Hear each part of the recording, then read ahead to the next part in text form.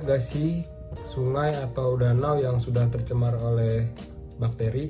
Nah, kira-kira apa sih itu cemaran bakteri? Singkatnya, cemaran bakteri adalah kondisi ketika air sungai atau danau sudah tercemar oleh bakteri-bakteri patogen ataupun bakteri-bakteri yang membawa penyakit dari luar. Contohnya merupakan limbah kita sendiri, ini penyebabnya, ataupun bisa dari kotoran hewan maupun sampah-sampah di lingkungan yang sudah masuk ke ranah air.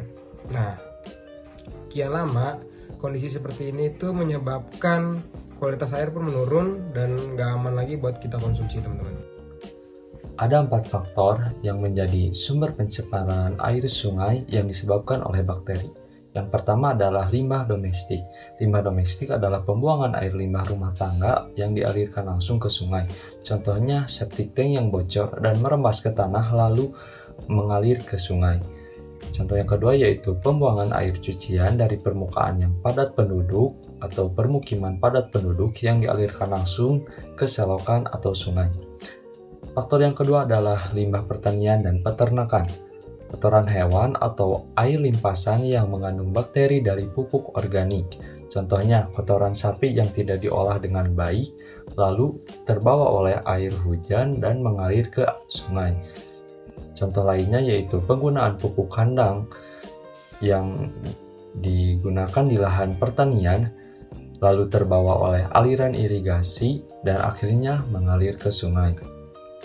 Faktor yang ketiga yaitu limbah industri. Air buangan dari proses industrial, contohnya air limbah dari pabrik pengolahan daging.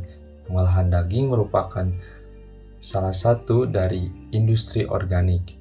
Contoh yang kedua yaitu air buangan dari pabrik tekstil. Nah, faktor terakhir yaitu yang keempat adalah sanitasi yang buruk. Kurangnya fasilitas sanitasi yang kurang layak dan praktik kebersihan lingkungan yang kurang memadai. Contohnya TPS yang berlokasi di tepi sungai atau bahkan di badan sungai. Yang kedua yaitu kebiasaan buang air besar di sembarang tempat. Cemaran bakteri dapat menimbulkan berbagai dampak bagi manusia. Ketika bakteri berbahaya masuk ke dalam tubuh melalui makanan ataupun minuman yang terkontaminasi, seseorang dapat mengalami diare, disentri, ataupun kolera. Atau juga ketika kontak langsung dengan air yang tercemar dapat menimbulkan infeksi pada kulit ataupun iritasi. Bagi lingkungan, cemaran bakteri juga bisa menurunkan kualitas air dan juga mengganggu ekosistem sumber daya pada sungai ataupun danau. Dan ada beberapa cara untuk menangani dan mengatasi pencemaran bakteri pada air sungai dan danau. Untuk penanganan di lapangan, kita bisa merebus air yang tercemar untuk membunuh bakteri dan juga mikroorganisme yang terkandung dalam air tersebut. Yang kedua, kita bisa melakukan yang namanya filtrasi atau penyaringan dengan karbon aktif, pasir, dan juga filter membran. Yang ketiga, kita itu bisa melakukan yang namanya klorinasi atau penambahan zat klorin pada air tercemar yang berfungsi sebagai disinfektan. Dan untuk skala industrial bisa dilakukan dengan namanya disinfeksi UV. Nah, untuk skala panjang kita itu bisa membangun septic tank atau saluran pembuangan yang layak sehingga gak ada lagi tuh masyarakat yang buang air besar sembarangan. Dan juga kita bisa mengolah limbah peternakan menjadi sesuatu yang lebih bermanfaat seperti contohnya pupuk kompos sehingga limbah-limbah peternakan ini gak lagi mencemari air sungai atau danau di sekitarnya.